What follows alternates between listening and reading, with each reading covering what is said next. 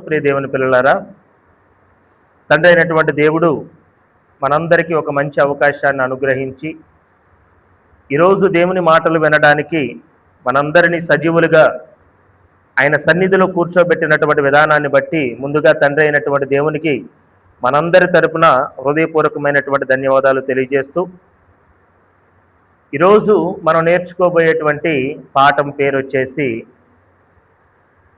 ఆదివారం క్రైస్తవుడివా, వారమంతా క్రైస్తవుడివా అనేటువంటి విషయాన్ని గురించి కొద్దిసేపు దేవుని గ్రంథంలో నుంచి మనం కొన్ని మాటలను మనం నేర్చుకుందాం ప్రియులారా.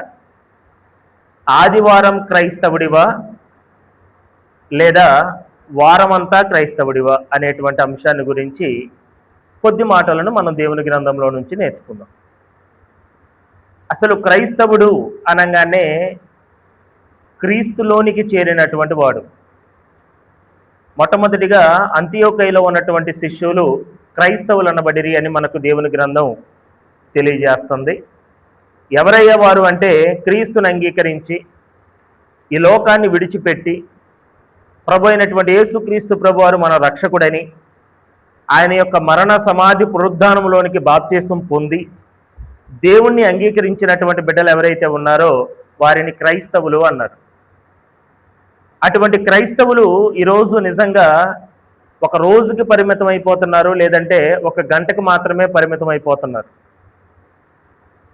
అంటే ఒక రోజు ఆదివారం నాడు మాత్రమే క్రైస్తవులుగా బ్రతుకుతూ మిగతా సోమవారం నుంచి శనివారం వరకు మరలా లోకంలో కలిసిపోయి లోకానుసారులుగా జీవించేటువంటి వారు మనకి సమాజంలో 100% కనపడుతున్నారండి ఈరోజు. ఎందుకంటే అందరూ అలా ఉన్నారని మనం చెప్పకూడదు, కానీ నిజంగా దేవుడు అనుకున్నటువంటి స్థాయిలో బ్రతికేటువంటి వాళ్ళు సమాజంలో ఉన్నారు. కానీ ఎక్కువ శాతం మంది 100% మంది మళ్ళీ లోకంతో కలిసిపోతున్నారు.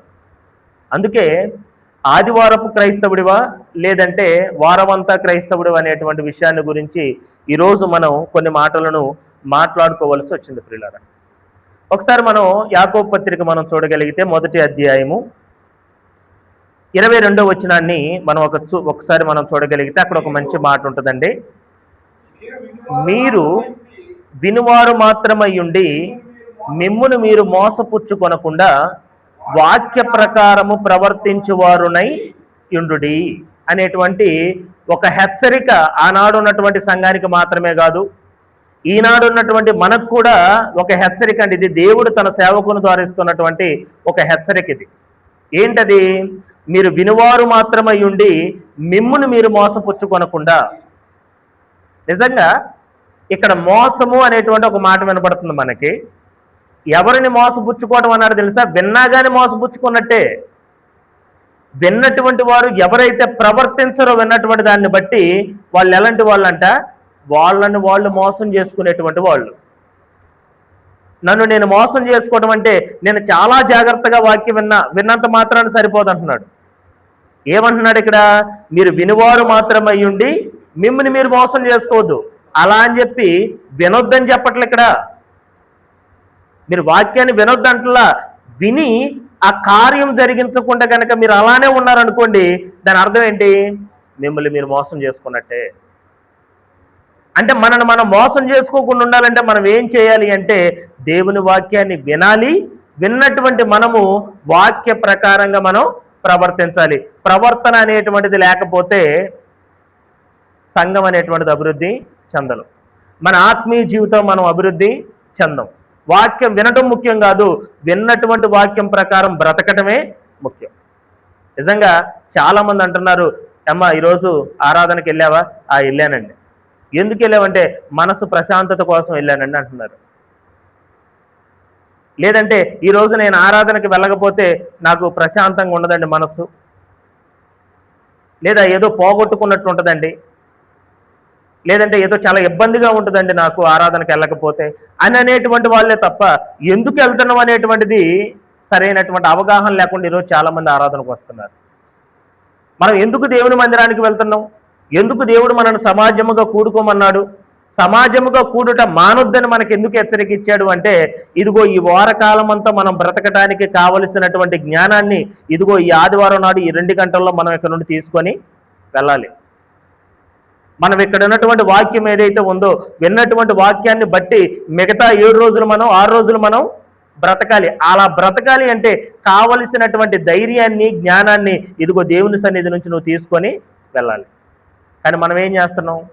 వింటున్నాం, మళ్ళీ వెళ్ళిపోతున్నాం, మన ఇష్టానుసారంగా బ్రతుకుతున్నాం. మరి విన్నటువంటి వాక్యాన్ని ఎక్కడ మన ప్రవర్తనలో అమలు చేస్తున్నట్టు మనం అంటే ఆ విషయానికి వస్తే ఇక్కడ ఉన్నటువంటి వాళ్ళలో 180% మంది మనల్ని మనం మోసం చేసుకున్నటువంటి వాళ్ళమే కనబడతాం. ఒక వ్యక్తి ఉన్నాడంటే ప్రతి ఆదివారం క్రమం తప్పకుండా మందిరానికి వెళ్తాడంట. హల్లెలూయా హల్లెలూయా అని అరుస్తాడంట. ఆమేన్ ఆమేన్ అని అరుస్తారంట. అందరూ చూస్తుండగా బాగా ప్రార్థన చేస్తాడంట. మంచి మంచి పాటలు పాడతాడంట. వాక్యం కూడా బాగా చదువుతాడంట. వాక్యం కూడా అవసరమైతే చెప్పమంటే వాక్యం కూడా బాగా చెప్తాడంట. మళ్ళీ సోమవారం నాడు ఆఫీస్కి వెళ్ళిన తర్వాత మళ్ళీ లంచం తీసుకుంటాడు. ఏం తీసుకుంటాడు? మరి ఆదివారం నాడు పాడినటువంటి పాటలు ఏమైపోయినాయి? స్తుతించినటువంటి విధానం ఏమైపోయింది? నేర్చుకున్నటువంటి వాక్యం ఏమైపోయింది? మళ్ళీ సోమవారం నాడు ఉద్యోగంలోకి వెళ్ళంగానే అక్కడికి వెళ్ళిన తర్వాత ఏ పని చేయాలన్నా కానీ లంచం తీసుకుంటాడంట. అందుకు ఆ సేవకుడు అన్నాడంట ఆ వ్యక్తిని, అయ్యా నువ్వు ఆదివారం నాడు క్రైస్తవుడివా లేదంటే వారం అంతా క్రైస్తవుడివా అన్నాడంట. ఆయనకు అర్థం కాల. అదేంటయ్యా, నేను బాప్తీసం పొందాగా, నేను ప్రభువుని అంగీకరించా కదా, మరి ఒక్కరోజు క్రైస్తవుడు ఏంటి, ఆదివారం క్రైస్తవుడు ఏంటి? నేను క్రైస్తవునే కదా. ఇదిగో క్రీస్తులోనికి బాప్తీసం పొందినటువంటి మీరందరూ క్రీస్తుని ధరించుకున్నారని వాక్యం చెప్తుంది కదా. మరి క్రీస్తుని ధరించుకుంటే నేను ఆదివారం నాడు ధరించుకోవడం ఏంటి? లేదయ్యా, నేను క్రైస్తవునే, కానీ క్రియలు మాత్రం లేవు. ఉపయోగం ఏముందండి? అంటే ఆదివారం నాడు మాత్రమే మనం ఎంతో భక్తిగా, మనం ఎంతో విశ్వాసంగా మనం ఉండి, సోమవారం నుంచి మళ్ళీ లోకంలో కలిసిపోతూ అదే అబద్ధాలు ఆడుతూ అదే బూతులు అదే ఇష్టానుసారమైనటువంటి కార్యక్రమాలు చేస్తూ నేను క్రైస్తవున్నే అని అనుకుంటే అది మన పొరపాటు. ఆదివారం నాడు మాత్రమే క్రైస్తవత్వం అనేటువంటిది ఎలా ఉంటుందో కొన్ని విషయాలు మనం దేవుని గ్రంథంలో నుంచి చూస్తే, అంటే ఇప్పుడు మనంతటికి మనం పరిశీలన చేసుకోవచ్చు. నేను ఆదివారపు క్రైస్తవున్నా లేదా వారం అంతా క్రైస్తవున్నా అని మనం పరిశీలన చేసుకోవచ్చు. అంటే నేను ఆదివారం నాడు మాత్రమే క్రైస్తవుడిని అనేటువంటి వాళ్ళ యొక్క లక్షణాలు ఎలా ఉంటాయో మనం చూడగలిగితే, మొట్టమొదటిగా అదే యాకోబు పత్రిక అండి మనం చదివినటువంటి మాటే, మొదటి అధ్యాయం 22 చదివాం కదండి, 23 మనం చూడగలిగితే, ఎవడైనను వాక్యమును వినువాడై ఉండి దాని ప్రకారము ప్రవర్తింపని వాడైతే వాడు అద్దములో తన సహజ మొహమును చూసుకొను మనుష్యుని పోలి ఉన్నాడు. చాలండి. ఎవడైనను వాక్యమును విని దాని ప్రకారం ప్రవర్తించకపోతే వాడు ఎలాంటి వాడంట? అద్దములో వాడి సహజ మొహాన్ని చూసుకునేటువంటి వాడంట. ఏమండి, మనం ఉన్నాం అద్దం ముందు నిలబడి మన ఫేస్ మీద ఏమేమి ఉన్నాయో మనం చూడవచ్చు కదా. ఎక్కడ మచ్చ ఉందో, ఎక్కడ మరకంటిందో ప్రతిదీ మనం అద్దం ముందు నిలబడితే మనకు క్లారిటీగా కనబడుద్ది. అద్దం నుంచి పక్కకు వచ్చేసిన తర్వాత మన మొహం ఎలా ఉంటుందో ఒకసారి గుర్తు తెచ్చుకోండి. మహా అయితే మొహం గుర్తొస్తుంది, కానీ మొహం మీద ఎక్కడ మచ్చలు ఉన్నాయో గుర్తొస్తాయా మనకి? మర్చిపోతాం. అదే అంటున్నాడు, ఉపయోగమే ఉంటుంది. ఎవడైనను వాక్యము విని దాని ప్రకారం ప్రవర్తించకపోతే వాడు ఎలాంటి వాడంట? అద్దములో తన సహజ మొహాన్ని చూసుకొని వాడు పక్కకి వెళ్ళిపోయిన తర్వాత వాడి మొహాన్ని మర్చిపోయేటువంటి వాడు లాంటి వాడంట. తర్వాత మాట, వాడు తన్ను చూసుకొని అవతలికి పోయి తానెట్టివాడో వెంటనే మర్చిపోతాడంటండి. ఎప్పుడు? అద్దం ముందు ఉన్నంత వరకు ఫేస్ కనబడుతుంది, అద్దం నుంచి పక్కకి వెళ్ళంగానే వాడు ఎలాంటి వాడో మర్చిపోతాడంట. మనం కూడా అంతే. దేవుని మందిరంలో ఉన్నంతసేపు మనకు భక్తి కనపడుతుంది, దేవుని మందిరంలో ఉన్నంతసేపు ఏడుస్తాం, కన్నీళ్లతో ప్రార్థన చేస్తాం, అన్నీ చేస్తాం, కానీ దేవుని మందిరం నుంచి బయట అడుగు పెట్టంగానే ఇవన్నీ మర్చిపోతాం. మనం తీసుకున్నటువంటి తీర్మానాలు మర్చిపోతాం, దేవుని మందిరంలో చేసుకున్న తీర్మానాలు మర్చిపోతాం. బాప్తిసం పొందేటప్పుడు మనం ఎలాంటి నిర్ణయాలు అయితే తీసుకుంటామో పొంది కొన్ని రోజులు అయిపోయిన తర్వాత పూర్తిగా వాటిని మనం మర్చిపోతాం అంట. అడుగు బయట పెట్టామో లేదో మొత్తం ఏదైతే మనం ఇక్కడ చేశామో, మనం ఏడ్చినా కన్నీళ్లు కార్చినా ఎంత ప్రార్థన చేసినా ఇవన్నీ మర్చిపోతున్నాం. బయటికి వెళ్ళిపోయిన తర్వాత మళ్ళీ లోకస్తులాగానే మళ్ళీ లోకంలో బ్రతుకుతున్నాం. పోయిన వారం చెప్పినటువంటి వాక్యం మీలో ఎంతమంది గుర్తుంది? చేతులు ఎత్తండి. మరి మర్చిపోయిన వాళ్ళందరిని ఏమందాం మనం? విని మర్చిపోతున్నాం కదా, మరి విని మర్చిపోయినటువంటి వాళ్ళందరిని ఏమందాం మనం? దేవుని వాక్యం వింటున్నాం కానీ మర్చిపోతున్నాం. అలాంటి వాళ్ళు ఏమన్నా, వారి వల్ల ఏమైనా ఉపయోగం ఉంటుంది అంటున్నాడా? ఎలాంటి ఉపయోగం ఉండదు అంటున్నాడు. కాబట్టి వాక్యాన్ని విని దాని ప్రకారం ఏం చేయాలంటండి?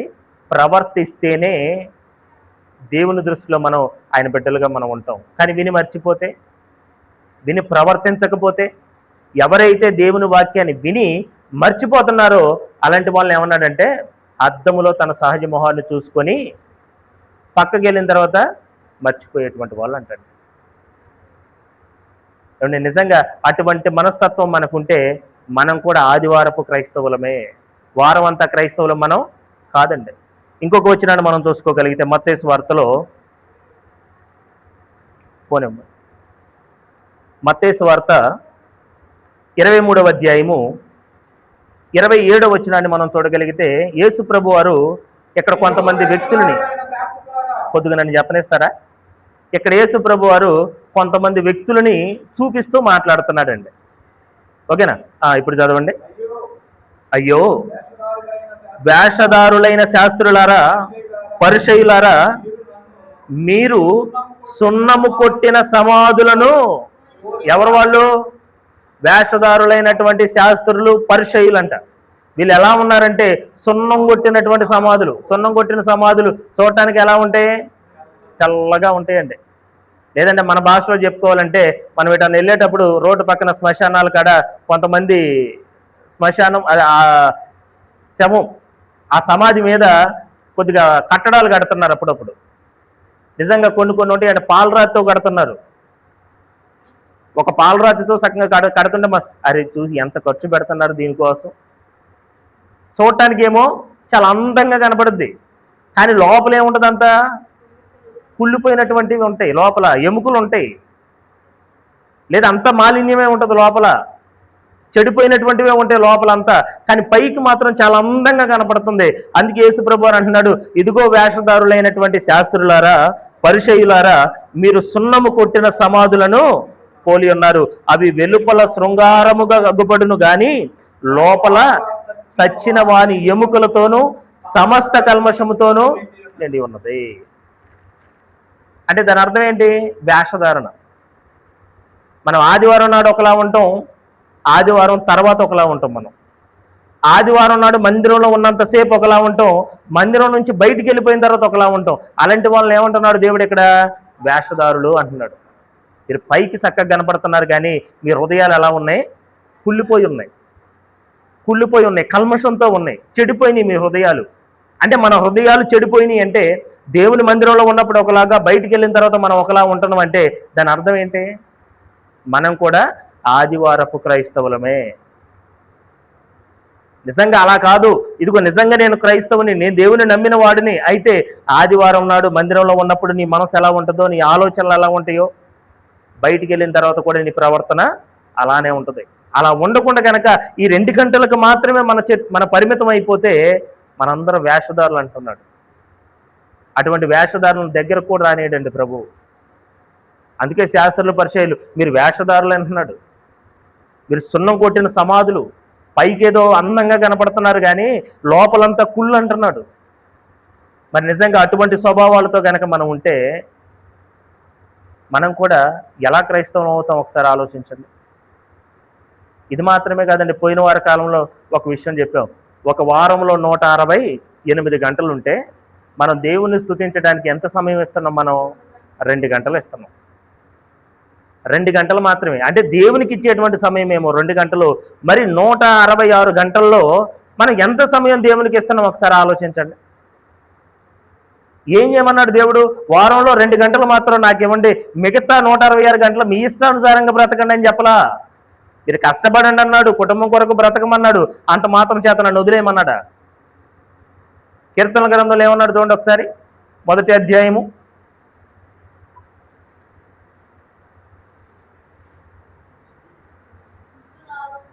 1 దుష్టుల ఆలోచన చొప్పున నడువక, పాపుల మార్గమున నిలువక,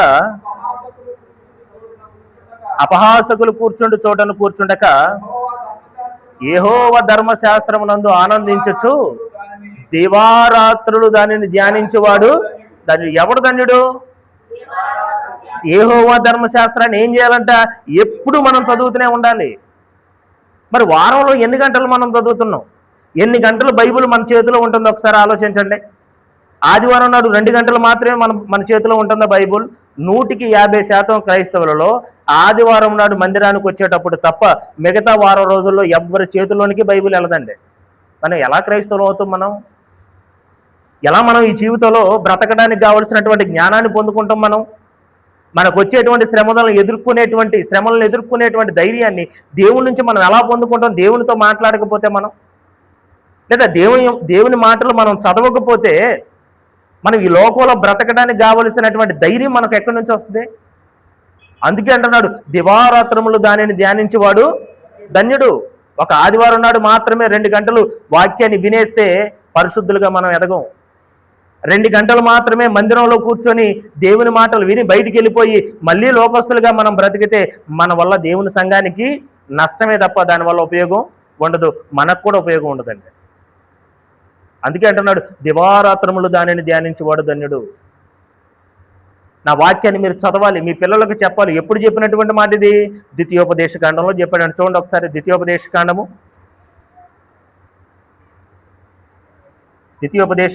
6వ అధ్యాయము 6-7 వచనాలు మనం చూడగలిగితే, నేడు నేను నీకు ఆజ్ఞాపించి ఈ మాటలు ఎక్కడ ఉండాలి? దేవుడు చెప్పినటువంటి మాటలు. మరి ఈరోజు మనం విన్నటువంటి మాటలు మన హృదయాల్లో ఉండాలా వద్దా? హృదయాల్లో ఉండాలంటే మనం ఎలా వినాలి? ఎందుకు హృదయంలో ఉంచుకోమంటున్నాడు తెలుసా? ఎందుకు దేవుని వాక్యం హృదయంలో ఉంచుకోమంటున్నాడు? నీవు నీ కుమారులకు వాటిని అభ్యసింపచేసి నీ ఎంట కూర్చుంటున్నప్పుడైనను, త్రోవను నడుచునప్పుడైనను, పండుకున్నప్పుడైనను, లేచినప్పుడైనను వాటిని గురించి మాట్లాడాలి. వేటిని గురించి మాట్లాడుతున్నాం మనం? మన కుటుంబాల్లో కూర్చున్నప్పుడు దాని గురించి మాట్లాడాలంట, పండుకున్నప్పుడు దాని గురించి మాట్లాడాలంట, త్రోవను నడిచేటప్పుడు దాని గురించి మాట్లాడాలంట. దేని గురించి? దేవుని వాక్యాన్ని గురించి. మరి ఎప్పుడు చెప్తున్నాం మనం పిల్లలకి దేవుని వాక్యాన్ని? ఇంట్లో కూర్చున్నప్పుడు, ఖాళీగా కూర్చున్నప్పుడు, అరే రెండ్రా కాసేపు దేవుని మాటలు మాట్లాడుకున్నాం, ఇదిగో పోయిన వారి కాలంలో మనకు చెప్పినటువంటి వాక్యం ఇది, ఈ విషయాలు చెప్పాడు, ఇంకా మనం ఎలా ఉండాలి, దేవుడు ఎలా మనల్ని ఉండాలని కోరుకుంటున్నాడు. ఎప్పుడు మనం పిల్లలతో మాట్లాడుతున్నాం? అసలు మాట్లాడాలంటే మన హృదయాల్లో ఉండాలిగా. మన హృదయాల్లో ఉండాలంటే మనం వినాలిగా. దేవుని వాక్యం మనం వినం, అది మన హృదయంలో ఉండదు. మనం పిల్లలతో అసలు మాట్లాడం. మరి ఎలా దేవుడు అనుకున్నటువంటి స్థాయిలో మనం వెళ్తాం చెప్పండి? ఇది హోంవర్క్ అండి. ఇది ఈరోజు చాలామంది ఆదివారం నాడు మందిరానికి వచ్చేసి మెదలకుండా వెళ్ళిపోతే ఈ వారంతో నా పని అయిపోయింది అనుకుంటున్నారు. అది రాంగ్ అండి. అది పిల్లలకి స్కూల్కి పంపించినప్పుడు ఇంటికి హోంవర్క్ ఎలా ఇస్తాడో దేవుడు కూడా మనకు అలానే ఇస్తున్నాడు. ఏంటి ఆ హోంవర్క్? ఎన్నటువంటి వాక్యాన్ని ఇంటికి వెళ్ళిన తర్వాత మీ పిల్లలకు చెప్పాలి.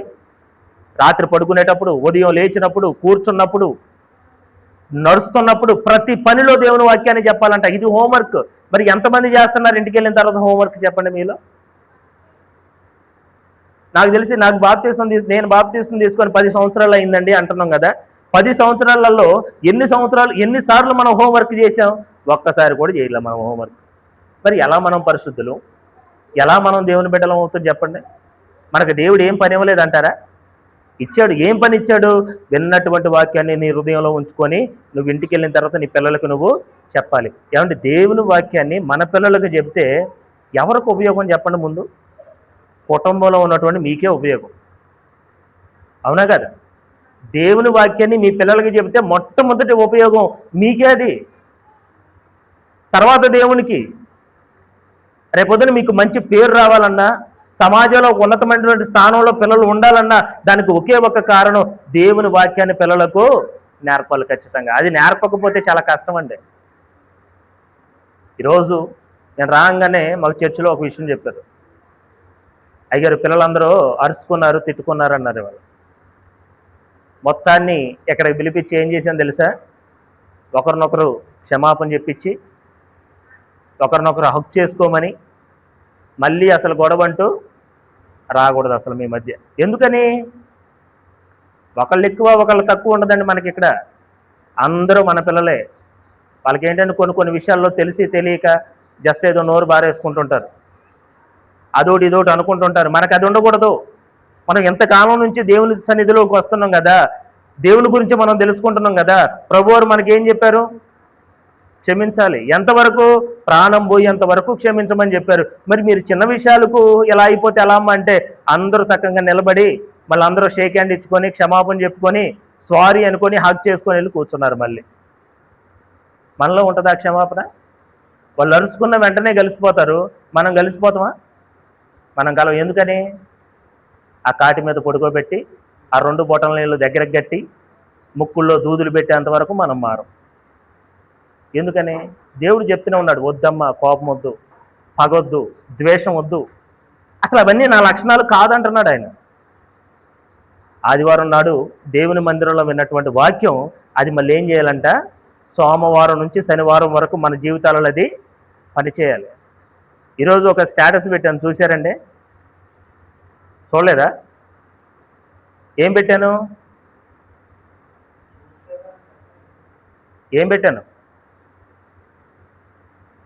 నేను మర్చిపోయా. వాక్యం విన్నప్పుడు కాదు, శ్రమ ఎదురైనప్పుడు ఏం తెలుస్తుంది? అందుకే రాసుకున్నాండి, మీ మీద నమ్మకం లేకే. వాక్యం విన్న రోజు కాదు, శోధన వచ్చిన రోజు నీవెవరో తెలుస్తుంది అని. అంతే కదండి? వాక్యం విన్నప్పుడు కాదు, మనకి శ్రమ వచ్చినప్పుడు తెలుస్తుంది మనం ఎవరమో. ఏమండి, ఈరోజు వాక్యం విన్నాం, ఆ పరిస్థితి ఎదురైనప్పుడు క్షమించమన్నటువంటి పరిస్థితి ఈరోజు మనం ఇక్కడ విన్నాము. మళ్ళీ బయటికి వెళ్ళిన తర్వాత మన శత్రువు మన ముందు వస్తున్నాడు అనుకోండి, అప్పుడు తెలుస్తుందండి మనకి. క్షమించాలి క్షమించాలని ఇన్ని మాటలు చెప్పి బయటికి వెళ్ళిన తర్వాత ఆ వ్యక్తి వస్తున్నా కానీ మెదలకుండా చూసుకొని వెళ్ళిపోతున్నాం అనుకోండి, వాక్యం పని చేసినట్ట?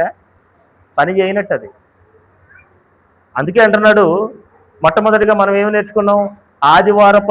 ఆదివారపు క్రైస్తవులమే అంటే ఏంటంటే ఎవరైతే వాక్యాన్ని విని వెంటనే మర్చిపోతారో వాళ్ళు ఆదివారపు క్రైస్తవులు మాత్రమే.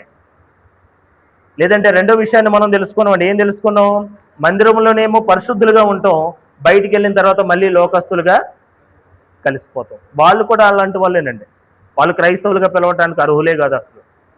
నెక్స్ట్ మూడోది, వారంలో వచ్చేసి 168 గంటల్లో 2 గంటలు మాత్రం దేవునికి ఇచ్చి 166 గంటలు కనుక మనం సాతానికి ఇస్తున్నామంటే దాని అర్థం ఏంటో తెలుసా? మనం కూడా ఒక రోజు క్రైస్తవులం అంతే. ఓన్లీ ఆదివారపు క్రైస్తవులే మనం అంతే. ఇలా మనం చూసుకుంటూ వెళ్తే చాలా ఉన్నాయండి. మరి ఇలా కాకుండా నేను ఆదివారపు క్రైస్తవుడిగా కాకుండా నేను వారమంతా క్రైస్తవుడిగా నేను బ్రతకాలంటే నేను చేయాల్సింది ఏంటి? ఉందా మీకు ఎవరికైనా ఆలోచన? నేను ఒకరోజు క్రైస్తవుడిగా కాదు, వారంలో ఒకరోజు క్రైస్తవుడిగా కాదు, నేను వారమంతా క్రైస్తవుడిగా నేను బ్రతకాలనుకుంటున్నటువంటి అన్నవాళ్ళు ఎవరన్నా ఉంటే చేతులు ఎత్తండి. వాళ్ళు చేయాల్సిన పనులు ఏమున్నాయో ఇక్కడ మనం చూద్దాం. అంటే మిగతా వాళ్ళు లేరా? వారమంతా క్రైస్తవులుగా బ్రతకాలని అనుకోవట్లేదండి. అనుకుంటున్నారు కదా? సరే, మంచిది. ఎవరెవరు చేతులు ఎత్తారో మొత్తం గుర్తుంది. అలాంటి వాళ్ళందరూ చేయవలసినటువంటి పనులు, ఓకేనా? మొట్టమొదటిగా ద్వితీయోపదేశకాండములో మనం చదివిన మాటే 6వ అధ్యాయము 7వ వచనం అండి. నీవు నీ కుమారులకు వాటిని అభిషింపజేసి నీ ఇంట కూర్చుండునప్పుడును, త్రోవను నడుచున్నప్పుడును, పండుకున్నప్పుడును, లేచినప్పుడును వాటిని గూర్చి మాట్లాడవలను, నీ చేతి కట్టుకోవాలన్నాడు. మొట్టమొదటి మాట ఏంటంటే మన కుటుంబంలో మన ఇంట్లో నుంచే ప్రారంభం అవ్వాలంట. ఏం ప్రారంభం అవ్వాలి? వాక్యం మాట్లాడటం, వాక్యం వినడం, చెప్పడం మన కుటుంబాల్లో నుంచే మొదలవ్వాలి. ఏం చేయాలి? మన ఇంట్లో పిల్లలతో చెప్పాలి దేవుని వాక్యం. అమ్మ, ఇదిగో మనం ఎలా ఉండాలి, అలా ఉండాలి. అరే, అంత కోపం ఉండకూడదు మనకి. చెప్తామా మనం పిల్లలకే? చెప్తామా? అసలు ఎప్పుడన్నా చెప్పారండి మీలో? అరే పెద్దలకు మర్యాద ఇవ్వాలని మా పిల్లలకి మేము చెప్పామన్న వాళ్ళు చేతులు ఎత్తండి మీలో. చాలా మంచిదండి. అంటే చాలామంది మీరెవరు చెప్పట్లేదమ్మా. సందర్భంలో ఏదో ఒక సందర్భంలో చెప్తారా లేదా? అది చాలా చిన్న విషయంగా చూస్తున్నారా, చాలా పెద్ద విషయంగా చూస్తున్నారా? అది చాలా పెద్ద విషయమే. పెద్దవాళ్ళను గౌరవించడం అనేటువంటిది చాలా పెద్ద విషయం. మీకు తెలుసో లేదో 2 రోజుల క్రితం ఒక న్యూస్ వచ్చింది. ఒక స్కూల్ మాస్టర్ని దారిగాసి ఒక కుర్రోడు కొట్టాడంట. దారిగాచి అంతకుముందు వీరవల్లి దగ్గర ఒక స్కూల్లో ఒక మాస్టర్ని గుద్దుతుడు అనమాట ఒక స్టూడెంట్. ఇప్పుడు రీసెంట్గా ఒక 2 రోజుల క్రితం మళ్ళీ వచ్చింది, ఒక న్యూస్ వచ్చింది. ఒక రాడ్ తీసుకొని మాస్టర్ నెత్తిమే పెట్టి కొట్టాడంట. ఎందుకంటే అంతకుముందు ఏదో ఒక తప్పు చేస్తే గద్దించినందుకు కొట్టేటువంటి పరిస్థితికి వెళ్ళిపోయింది.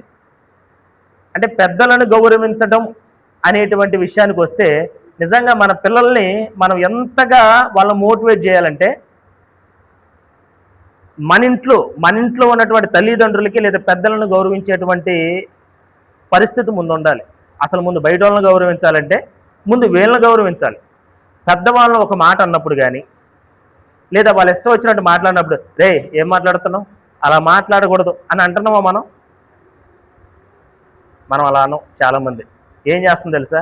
ఒకవేళ నాకు మా మామగారు అంటే ఇష్టం లేదు, నా పిల్లలు మా మామగారిని తిడుతుంటే ఆనందపడతాం ఇంకా మనం, అవునా?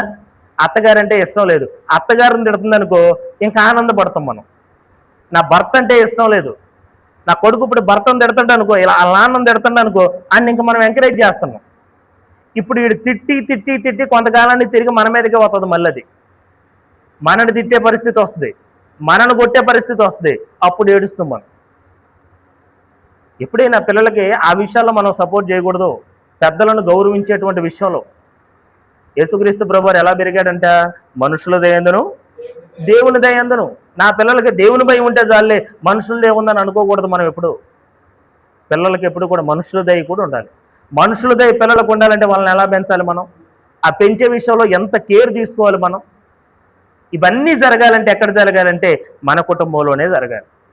అంటే మన కుటుంబంలోనే ప్రార్థన అనేటువంటిది మొదలవ్వాలి.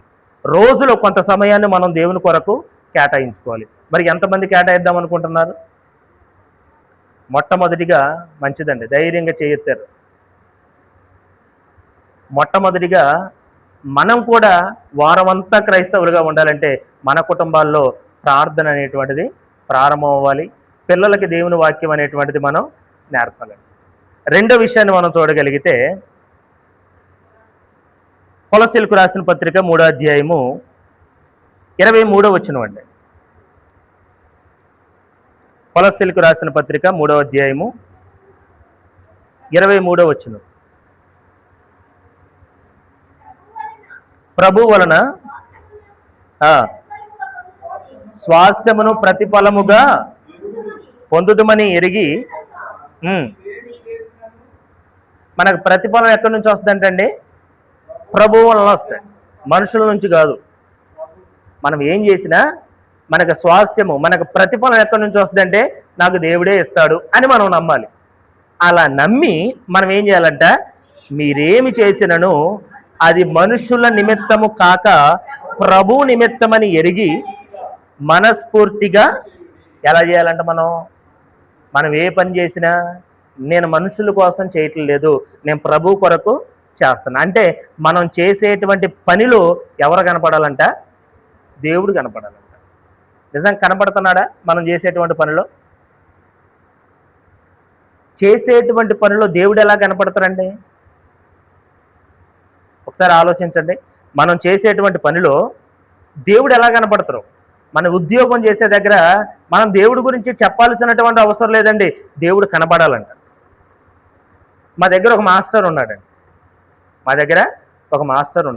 ఆయన దగ్గర ఒక 15 సంవత్సరాల నుంచి చాటరాయ్ కాలేజీలో పనిచేస్తున్నాడు. ఆయన గురించి మా దగ్గర ఉన్నటువంటి మాస్టర్లు అందరూ ఇచ్చేటువంటి సాక్ష్యం ఏంటో తెలుసా? పలానా మాస్టర్ చాలా సైలెంట్, ఒకరి మీద ఒకరికి అస్సలు సాకులు చెప్పడు. అంటే ఆయన గురించి కింద వాళ్ళు అనుకునేటువంటి మాట. ఒక్కొక్కరు పేరు ఎత్తామనుకోండి, వాళ్ళ గురించి ఎన్నో మాటలు చెప్తుంటారు. వరే ఆయన అలాంటి వాడు ఇలాంటి వాడు అంటుంటారు కదా. ఆయన గురించి చెప్పేటువంటి సాక్ష్యం ఏంటంటే, ఆయన చాలా మంచివాడు, ఎవరి గురించి ఏమీ చెప్పడు, ఎవరి గురించి పట్టించుకోడు, ఒకరి గురించి ఒకరికి ఇలా చెప్పడం అనేటువంటిది ఆయనకి ఉండదు. ఆయన పనేది ఆయన చూసుకుంటూ వెళ్ళిపోతారు, చక్కగా మాట్లాడతారు, మాట్లాడిస్తే అన్నీ చేస్తారు. కారణం ఏంటయ్యా అంటే ఆయన దేవుని నమ్ముకున్నాడు. ఆయన దేవుని నమ్ముకున్నాడు. ఆయన దేవుని నమ్ముకున్నాడు కాబట్టి ఒకడి గురించి ఒకడి మీద సాకులు చెప్పడు, ఎదుటివాడి మీద కోప్పడడు. పిల్లలందరూ కూడా చక్కగా ఆయన్ని జోక్గా ఆడేస్తుంటారు. మళ్ళీ ఎందుకని, అరే ఆ సార్ ఏమన్నారా మనల్ని, చక్కగా ఉంటారు అంటే. ఆయన అంటే లోకు అని కాదండి, అదొక మంచితనం. చెప్పే విషయంలో పడాలి అనేది చెప్తారు, దండించే విషయంలో అలానే దండిస్తారు పిల్లల్ని. కానీ నాకంటే చాలా పెద్దవాడు అయినా నేను ఏదన్నా ఒక మాట అన్నా కానీ అసలు పట్టించుకోడండి. అలాంటి అంటే నేనేమన్నా అనుకోండి, మామూలుగా మనం ఏదన్నా అన్నా, ఈయన మాకంటే చిన్నోడే కదా, ఎక్స్పీరియన్స్ నాకంటే తక్కువ, నేను బాగా అనుభవం కలను, ఇటువంటి ఫీలింగ్స్ అస్సలు ఉండవండి. కారణం ఏంటంటే దేవుని నమ్ముకున్నాయి. ఇంకొక మేడం ఉండేదండి, ఆమె కూడా పాస్టర్ గారి భార్య, తాతకుంట్ల నుంచి వచ్చేవాళ్ళు. ఆమె కూడా అంతేనండి. అంటే ఇలా ప్రతి ఒక్కరూ వాళ్ళు చేస్తున్నటువంటి పనిలో వారు దేవుని గురించి చెప్పకపోయినా వాళ్ళు ఏం చేస్తున్నారు, అక్కడ వాక్యాన్ని ప్రకటిస్తున్నారు. వాళ్ళు నమ్ముకున్నటువంటి దేవుని గురించి తెలియజేసేటట్టుగా, అవసరమైతే అవతల వాళ్ళే అడిగేటట్టుగా. మనం మొన్న చెప్పుకున్నాం కదా ఒక మేడం గురించి, అంటే డబ్బులు ఇచ్చినా కానీ నాకు వద్దండి, తిరిగి ఇచ్చేసి వెళ్ళిపోతే మా ప్రిన్సిపాల్ అడిగాడు, ఏమని, ఎందుకనండి అలా. ఇంతకుముందు కూడా ఒకళ్ళిద్దరు అలానే వచ్చారు. అంటే నిజంగా యేసుప్రభుని నమ్ముకుంటే ఇలా ఉంటారా? తీసుకోరా వాళ్ళు. అంటే వాళ్ళు చేస్తున్నటువంటి పనిలో ఏం కనపడాలి, దేవుడు కనపడాలి. మనం కూడా అంటే అదే అంటున్నాడు, ఇదిగో మీరు చేసేటువంటి పనికి మీకు స్వాస్థ్యం ఎక్కడి నుంచి వస్తుంది అంటే ప్రభువు వలన మీకు వస్తుంది. అది మనుషుల నుంచి కాదు. అమ్మ అనవసరంగా నాకు 15,000 పోతున్నాయే అని ఆ రోజు ఆమె అనుకొని ఉంటే నిజంగా దేవుని బిడ్డగా ఎదిగిద్దండి, ఎదగదండి. కానీ డబ్బు శాశ్వతం కాదనుకుంది, నాకు వద్దనుకుంది, అటువంటి సంపాదన వద్దనుకుంది. ఇదిగో నేను కష్టపడేటువంటి దాంతో నేను హ్యాపీగా ఉంటాను అనుకుంది. చక్కగా నవ్వుతూ మాట్లాడింది, అందరితో హ్యాపీగా ఉంది. ఆమె పని ఆమె చేసుకొని వెళ్ళిపోయింది. వెళ్తూ ఒక మెసేజ్ ఇచ్చి వెళ్ళిపోయింది. అక్కడ ఏంటంటే, ఇదిగో నేను దేవుణ్ణి నమ్ముకున్నా కాబట్టి నేను ఇలా బ్రతుకుతున్నా. మనం చేసేటువంటి పని ద్వారా సమాజంలో ఏం కనపడాలంటే మన దేవుడు కనపడాలి. అలా బ్రతికితే దేవునికి మంచి పేరు ఉంటుంది, దేవుడు మనను కూడా ఆయన అనుగ్రహిస్తారంట, ఆయన స్వాస్థ్యాన్ని మనకిస్తారంట. మనం ఎవరి ద్వారా పొందుకుంటామంటే దేవుని ద్వారా పొందుకుంటాం. ఎప్పుడు? నువ్వు న్యాయంగా పనిచేసినప్పుడు. నువ్వు అక్రమంగా పనిచేసి నువ్వు కోట్ల కూడబెడుతున్నావు, ఉపయోగం లేదు. ఒక రోగాన్ని తీసుకొచ్చి దేవుడు మీదేస్తే ఏం చేస్తావు? కూడబెట్టినటువంటి కోట్లు మొత్తం వెనక్కి వెళ్ళిపోతావు. నువ్వు ఎవరినో ఏడ్పించి లేదంటే ఎవరినో హింసించి వాడి దగ్గర నుంచి నువ్వు ఎంత లాభాన్ని పొందినా కానీ దేవుడు తెలుసుకుంటే ఒక సెకండ్ అండి మొత్తం బాగొట్టడానికి. కానీ నువ్వు కష్టపడు, నువ్వు యథార్థంగా కష్టపడు, నువ్వు కష్టపడ్డటువంటి కష్టాన్ని అనుభవించేటువంటి ఆయుష్ని దేవుడు నీకు ఇస్తారు, సంతోషించేటువంటి ఆయుష్ని నీకు ఇస్తారు దేవుడు. కాబట్టి అంటున్నాడు, ఇదిగో నా వాక్యాన్ని విని దాని ప్రకారం మీరు ఏమి చేసినను అది మనుషుల నిమిత్తము కాక నేను ప్రభు నిమిత్తం నేను ఈ పని చేస్తున్నా అన్న ఆలోచనతో నువ్వు చెయ్యి. దేవుడు నీకు ఇచ్చేటువంటి స్వాస్థ్యాన్ని ఆయన ఖచ్చితంగా ఇస్తాడు. ఇది దేవుడు చెప్పేటువంటిది. నేను వారం అంతా క్రైస్తవుడిగా బ్రతకాలనుకున్నటువంటి వాళ్ళు చేయవలసినటువంటి రెండో పని, మొదటి పని ఏమో మన కుటుంబాల్లో దేవుని గురించి ప్రార్థన మొదలవ్వాలి, పిల్లలతో మాట్లాడటం, వాళ్ళకి నేర్పడం ప్రారంభం అవ్వాలి. రెండోది ఏంటంటే మనం ఏ పని చేసినా ఆ పనిలో ఎవరు కనపడాలి? దేవుని కనపడాలి. మనం చేసేటువంటి పనుల్లో దేవుడు కనపడాడండి, మనమే కనపడాలి. మనం చేసేటువంటి పనుల్లో మనమే కనపడాలని మనం చేస్తాం. దానివల్ల మహా అయితే ఈ లోకంలో నీకు చిన్న పేరు వస్తుందేమంతే. కానీ దేవుడు కనపడేటట్టుగా చేస్తే మాత్రం దేవుడు మనల్ని ఆశీర్వదిస్తాడు. మనుషులు ఏమి ఇవ్వగలరు మనకు చెప్పండి? మనుషులు ఏమి ఇవ్వగలరు? మహా అయితే ₹1 సహాయం చేయగలరు అంతే. అది ఎంతకాలం ఉంటుంది? కానీ దేవుని దగ్గర నుంచి సహాయాన్ని పొందుకుంటే అది నిరంతరం నిలిచేటువంటిది. అది ఆయన దయ ఉండాలి మన కుటుంబాల మీద, ముందు ఆయన ప్రేమ ఉండాలి మన కుటుంబాల మీద. అది సంపాదించుకోవడానికి మనం ప్రయత్నించాలి తప్ప మనుషుల నుంచి సహాయం కోసం మనం ఎప్పుడూ కూడా చూడకూడదండి. నెక్స్ట్ మూడో విషయాన్ని, ఇదే విషయంలో పని విషయంలో మనం ఆలోచిస్తే ఆదికాండ గ్రంథంలో కూడా ఒకసారి మనం చూడగలిగితే ఆదికాండంలో 39వ అధ్యాయం 6వ వచనంలో ఒక మాట ఉంటుందండి యోసేపు గురించి. అతడు తనకు కలిగినదంతయు యోసేపు చేతికి అప్పగించి తాను ఆహారము తినుట తప్ప తనకేమి ఉన్నదో ఏమి లేదో విచారించిన వాడు కాదు. ఎవరండి ఈయన? ఎవరైనా అతడెవరు? అతడు తనకు కలిగినదంతయు యోసేపు చేతికి అప్పగించి ఆహారము తినుట తప్ప, ఆ ఇంట్లో భోజనం చేయడం తప్ప నాకు ఎంత వస్తుంది, అందులో ఇప్పుడు ఎంత ఖర్చు అయిపోతుంది, ఈ సంవత్సరం రాబడి నాకు ఎంత వచ్చింది అని ఆలోచించుకోవడం కూడా లేదంటండి ఆయన. ఎవరు? అది ఫరో కాదండి, పోతీఫర్. అన్నలు అమ్మేశారు కదా, పోతీఫర్ ఇంటికి వెళ్ళాడు. ఆ ఇంట్లో ఇప్పుడు యజమానుడిగా ఆయన కాబడుతున్నాడు యోసేపు.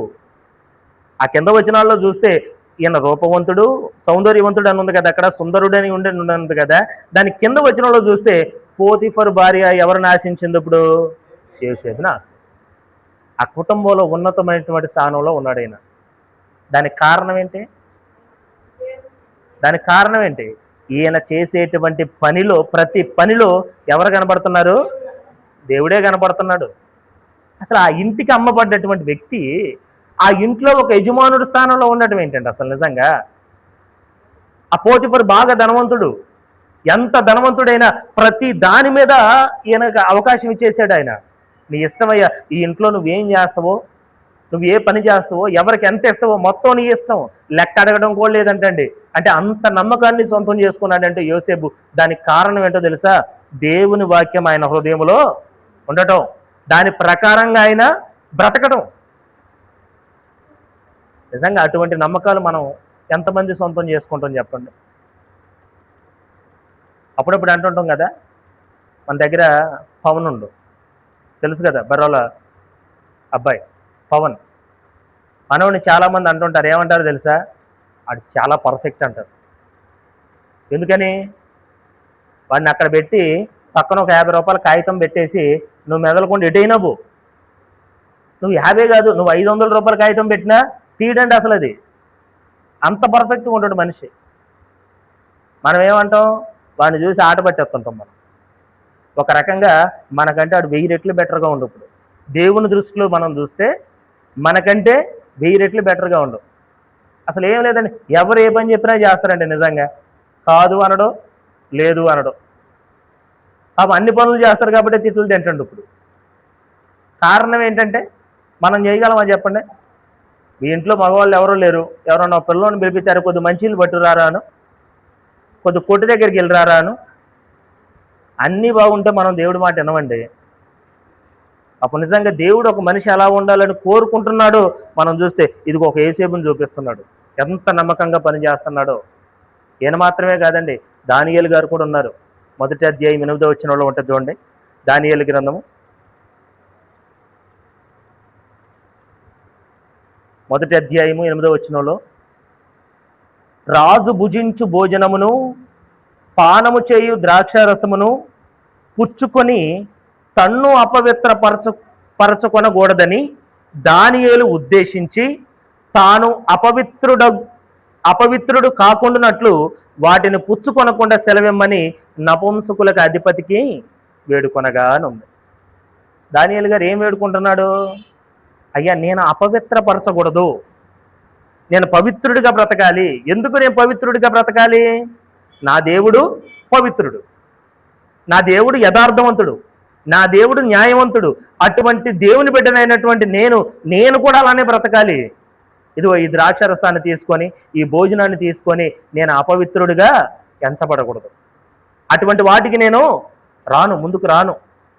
దయచేసి ఈ విషయంలో మీరు నన్ను ఇబ్బంది పెట్టొద్దని చెప్పి నపుంసకుల అధిపతిని వేడుకుంటున్నాడంట ఆయన. మనం ఎప్పుడన్నా అనుకున్నామా? బైబిల్ గ్రంథంలో మాట ఉంది కదా, నా కుమారుడా పాపులు నిన్ను ప్రేరేపింపగా ఒప్పుకోవద్దనుంది. ప్రేరేపించడం అంటే ఎలా ప్రేరేపిస్తారు? ఎలా ప్రేరేపిస్తారు? మనం ఎవరు చెప్పినా మాటలు వింటామండి.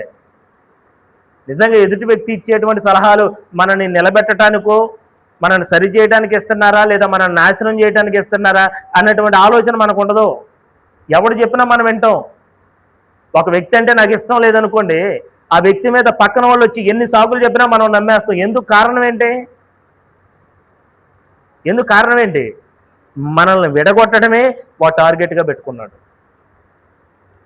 కాబట్టి ఎప్పుడైనా ఒక వ్యక్తి మీద నీకు కోపం ఉన్నప్పుడు, ఒక వ్యక్తి మీద నీకు కొంచెం ఏదైనా మనస్పర్ధలు ఉన్నప్పుడు, ఆ వ్యక్తి గురించి వేరొక వ్యక్తి వచ్చి నీకు చెప్తున్నాడు అనుకోండి, ఒకటే మాట, ఇక చెప్పేది చాలు, దూరమయ్యి, అంతే, అంతవరకే, అంతే. ఎందుకంటే కొంచెం నొప్పు అంటుకుంది అనుకోండి, వాళ్ళు వచ్చి కిరసనాలు పోస్తుంటారనమాట. ఇక అది ఇంకా మండిపోతుంది. మనం దేవుని బిడ్డలం. ఏది మంచో ఏది చెడో, ఒక కుటుంబంలో మనం ఎలా ఉండాలో, సమాజంలో ఎలా బ్రతకాలో ప్రతిదీ దేవుడు చెప్పాడు. పక్కమ్మటి వాళ్ళు వచ్చి చెప్తే మంచి మాట అయితే వినండి, తప్పులేదు. కానీ చెడ్డ మాటలు చెప్పినా కానీ వినేసి, మన ఇష్టలు కాబట్టి, మన ఫ్రెండ్స్ కాబట్టి, వాళ్ళు ఏది చెప్పినా విందాం అనుకుంటే ఏమైపోతాం మనం? కీర్తనల గ్రంథం, దుష్టుల ఆలోచన చొప్పున నడువక, పాపుల మార్గమున నిలువక, అపహాసకులు కూర్చుండి చోటున కూర్చుండక అన్నాడు. దేవుని ధర్మశాస్త్రము దేవరాత్రములు ధ్యానించండి అన్నాడు. అంటే పాపులు నిన్ను ప్రేరేపిస్తే ఒప్పుకోవద్దు, నువ్వు దుష్టుల ఆలోచన చొప్పున నడవద్దు, పాపులు వెళ్ళేటువంటి మార్గంలో నువ్వు వెళ్ళొద్దు అంటున్నాడు. వెళ్తే ఏమవుద్ది? నువ్వు కూడా నాశనానికి పోతావు. ఎక్కడ కూడా ఏమంటున్నాడు దానియేలు గారు, అయ్యా దయచేసి ఇదిగో రాజు చేసేటువంటి భుజించేటువంటి ఆ భోజనమును కానీ, లేదా పానం చేసేటువంటి ద్రాక్షరసాన్ని కానీ పుచ్చుకొని నన్ను అపవిత్రపరచుకొనకూడదని. కానీ ఫ్రెండ్స్ వచ్చి మనని ప్రేరేపిస్తే మనం తప్పు చేసేస్తాం. మనం అనుకుంటాం మనం పవిత్రంగా బ్రతకాలని ఈరోజు విన్నాం, మళ్ళీ రేపొద్దున మళ్ళీ స్కూల్కి వెళ్ళిన తర్వాత, కాలేజీకి వెళ్ళిన తర్వాత, లేదా పనిలోకి వెళ్ళిన తర్వాత ఎవరో ఒకరు ఏదో ఒక మాట చెప్తే మనం వినేస్తాం వెంటనే. అప్పుడప్పుడు అంటుంటారు కదా తల్లిదండ్రులు, ఇదిగో నా కూతురు లేదా నా కొడుకు మంచోడే, పలానా ఓడి జతబట్టి నాశనం అయిపోయింది అంటాం. అవునా కదా?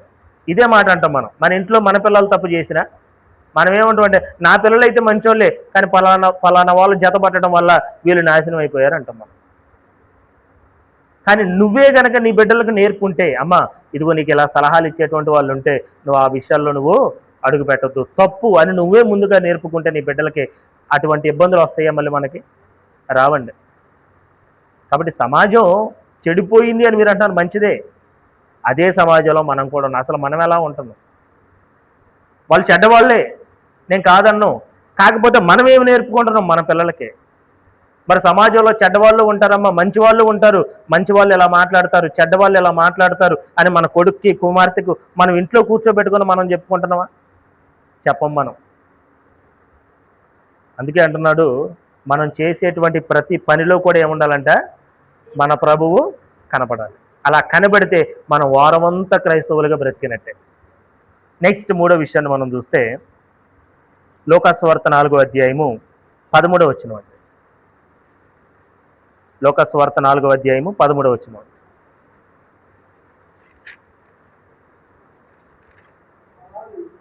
అపవాది ప్రతి శోధనను ముగించి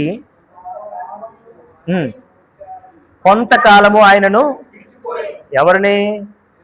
యేసుక్రీస్తు ప్రభువారిని. ఎప్పుడు? 40 రోజులు ఆయన ఉపవాసం ఉండి కొండ మీద, 40 రోజులు ఉపవాసం ఉన్న తర్వాత సాతానుడు వచ్చి అతన్ని శోధించిన తర్వాత కొంతకాలం ఏం చేసిందంట?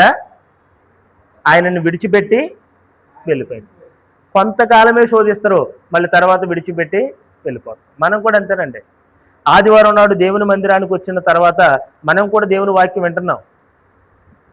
ఇక్కడికి విన్న తర్వాత మనం ఏం చేయాలి? దేవుని వాక్యం విని ఎప్పుడైతే బయటకు అడుగు పెడతామో మన దగ్గరకు కూడా వస్తాడండి. మళ్ళీ సాతానుడు మన దగ్గరకు కూడా వస్తాడు. మన దగ్గరకు వచ్చి ఏం చేస్తాడు?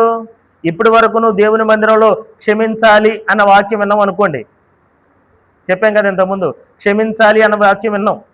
కానీ బయటికి వెళ్ళిన తర్వాత మన శత్రువు ఎదురైనప్పుడు మనం క్షమించేసామనుకోండి, అది మనం విన్నట్టు దేవుని వాక్యం, అది మన హృదయంలో ఉన్నట్టు, అది పని చేస్తున్నట్టు. కానీ అతను చూసుకుంటూ కూడా మళ్ళీ క్షమించుకొని వెళ్ళిపోతే అది మన హృదయంలో పని చేస్తున్నట్టేనా? లేదండి. అదేవిధంగా వారమంతా మనం బ్రతుకుతున్నాం. దేవుని మందిరంలో అబద్ధం ఆడొద్దు అన్న మాట మనం విన్నాం, బయటికి వెళ్ళాం, బయట మళ్ళీ అబద్ధాలు ఆడుతున్నాం అనుకోండి, అది పని చేస్తున్నట్టేనా? అది లేదు. నెక్స్ట్ ఇక్కడ మనం చెప్పాం దేవుని వాక్యం, అమ్మ కోపపడొద్దు, కోపం అనేది ఉండకూడదు అని చెప్పాం. మళ్ళీ బయటికి వెళ్ళిన తర్వాత మళ్ళీ కోపపడుతున్నాం అనుకోండి, దాని అర్థం ఏంటి? దేవుని వాక్యం మనలో పని చేస్తున్నట్ట? అది పని చేస్తున్నట్టు కాదండి. అంటే అపవాది మనల్ని ఎప్పుడూ శోధిస్తూనే ఉంటాడు. కానీ ఎంతకాలం శోధిస్తారో? కొంతకాలం మాత్రమే. ఆ కొంతకాలం అయిపోయిన తర్వాత వాడు కూడా మనం విడిచిపెట్టి వెళ్ళిపోతారు. మనం అనుకుంటాం శోధన వచ్చింది అనుకోండి, ఏం చేస్తాం? అందుకేనండి స్టేటస్ పెట్టింది అది. ఏమని? వాక్యం విన్న రోజు కాదు, శోధన వచ్చినప్పుడు మనలో ఉన్నటువంటి క్రైస్తవత్వం బయటపడుతుంది, మనలో ఉన్నటువంటి ఓర్పు బయటపడుతుంది.